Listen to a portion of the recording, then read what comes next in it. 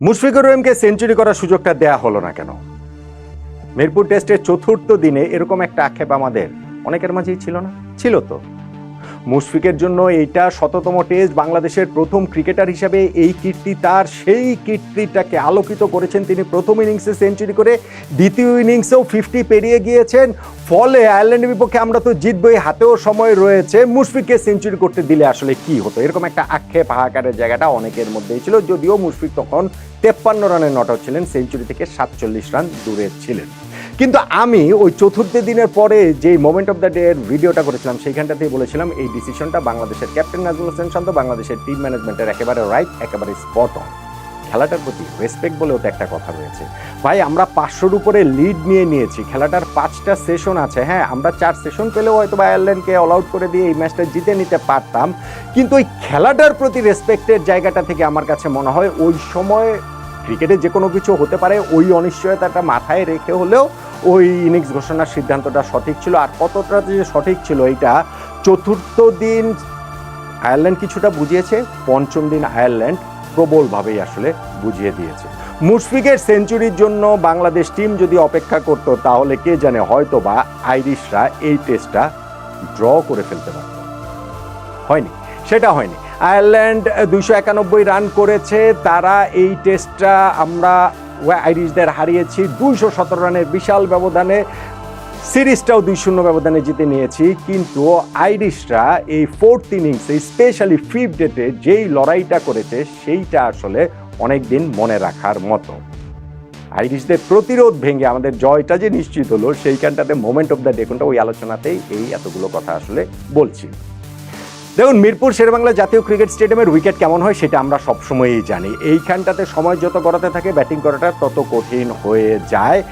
সেইখানটাতে চতুর্থ ইনিংসে কোনো একটা দল 100 ওভার খেলে ফেলবে এটা তো আসলে ভাবাই যায় না। এখন পর্যন্ত মিরপুর স্টেডিয়ামের কোনো সফরকারী দল এই ঘটনা ঘটাতে পারেনি। আইরিশরা 113.3 ওভার করেছে। কোনো সফরকারী দল 250 রান করতে পারেনি। আয়ারল্যান্ড 291 রান করেছে। এই যে লাস্ট ডেটা তারা শুরু করেছিল 6 উইকেটে 176 রান নিয়ে, অবভিয়াসলি হাতে 4 উইকেট নিয়ে তো তারা লাস্ট ডেটে 333 রান করতে পারবে না। কিন্তু ওই সারাটা দিন কাটিয়ে দেওয়ার একটা প্রতিজ্ঞা তাদের ব্যাটিংয়ে ছিল, এবং খুব ভালোভাবে ছিল। আপনি বুঝবেন কিভাবে, যে তারা প্রায় 2টা সেশনকে কাটিয়ে দিয়েছে রে ভাই। তারা 59.3 ওভার ব্যাটিং করেছে। ফলে বাংলাদেশের জন্য এই জয়টা ফিফথ ডেতে যেমন আনুষ্ঠানিকতা খুবই স্ট্রেট ফরওয়ার্ড হওয়ার কথা ছিল, বিষয়টা কিন্তু সেই রকম হয়নি, মোটেই সেটা হয়নি। দিনের শুরুতেই তাইজুল ইসলাম তিনি ওই এন্ডি ম্যাকব্রাইনকে এলবিডব্লিউ করে নিজের একটা অসাধারণ কীর্তির চূড়ায় উঠে যান। বাংলাদেশের প্রথম ক্রিকেটার হিসেবে 250 টেস্ট উইকেট শিকার করেন তিনি। ওই জায়গাটাতে কার্টিস ক্যাম্পারের সঙ্গে যে পার্টনারশিপ এন্ডি ম্যাকব্রাইনের ছিল আগের দিন বিকেলে যেটা শুরু হয়েছিল, এই দিনও সেটা কন্টিনিউ করে জুটিটা আপনি দেখতে পারেন মাত্র হয়তো বা 26 রানের, কিন্তু সেই জন্য তারা 105টা বল খেলেছে। এরপর কার্টিস ক্যাম্পারের সঙ্গে জর্ডান নেলের আরেকটা পার্টনারশিপ হয়েছে, তারা 48 রানের জুটি গড়েছে 85টা বল খেলে।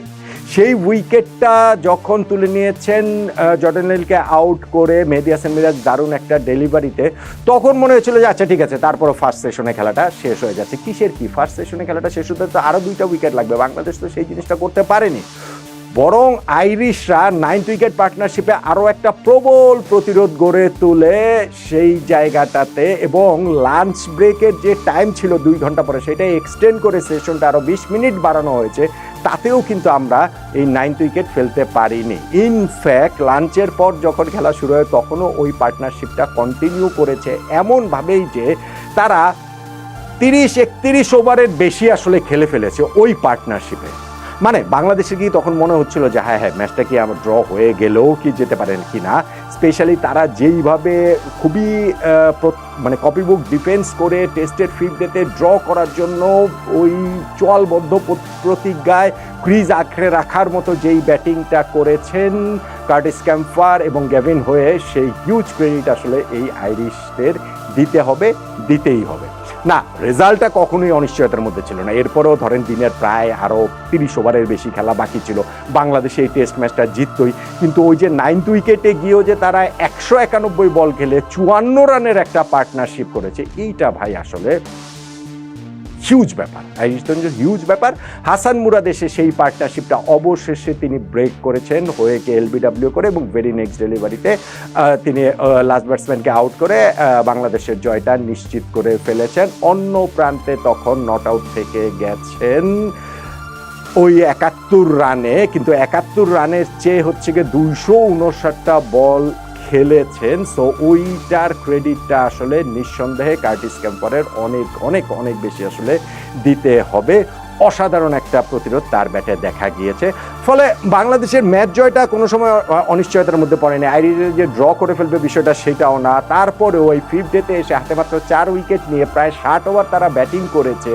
এবং এই যে পার্টনারশিপগুলোর কথা আমি বললাম যে 105 বলে 26 রান, তারপরে 85 বলে 48 রান, তারপরে 191 বলে 54 রান, এইগুলো আসলে আয়ারল্যান্ডের প্রতিরোধের গল্পটাই বলে। ফাইনালি গিয়ে হাসান মুরাদ পরপর 2 বলে 2 উইকেট নিয়ে বাংলাদেশের জয়টা নিশ্চিত করেছেন।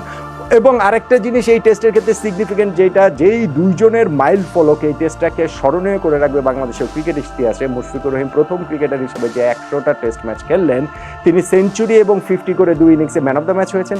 এবং টেস্ট সিরিজটাতে প্লেয়ার অফ দ্য সিরিজ হয়েছেন তাইজুল ইসলাম, যিনি সাকিব আল হাসানকে টপকে বাংলাদেশের সর্বোচ্চ উইকেট শিকারী এই টেস্টেই হয়েছেন, এবং প্রথম বাংলাদেশের বোলার হিসাবে 250 উইকেট নিয়েছেন 57 টেস্টে, যেইটা বাহাতি স্পিনারদের মধ্যে রঙ্গনা হেরাতের সঙ্গে দ্রুততম যৌথভাবে এটা ওয়ার্ল্ড রেকর্ড জুড়িভাবে হিসাব করেন। বাংলাদেশ জিতেছে। এখন টি-20 সিরিজটা শুরু হবে। চট্টগ্রামে ম্যাচ 3টা, কিন্তু এই যে ম্যাচটা গেল, টেস্ট সিরিজটাতে মিরপুরে গিয়ে যে আমরা 5th ডেতে জিতলাম, সেইখানটাতে মোমেন্ট অফ দ্য ডে বলতে গেলে, মোটা দাগে বলতে গেলে তো আয়ারল্যান্ডের এই প্রতিরোধ, কিন্তু শেষ পর্যন্ত ওই যে একটু অনিশ্চয়তার জায়গা যে আমাদের তৈরি হয়েছিল সামান্য খানিকটাই, তাতে করে আমার কাছে মনে হয় যে হাসান মুরাদ যে ওই 9th উইকেট পার্টনারশিপটা ব্রেক করে দিলেন, 191 বলে 54 রানের যে পার্টনারশিপটা তিনি ব্রেক করলেন হোয়েকে এলবিডব্লিউ করে, ভেরি নেক্সট ডেলিভারিতে 3 ইনিংসই ম্যাচই শেষ করে দিয়েছেন তিনি, ওইটাকেই আমার কাছে মোমেন্ট অফ দ্য ডে বলে মনে হচ্ছে।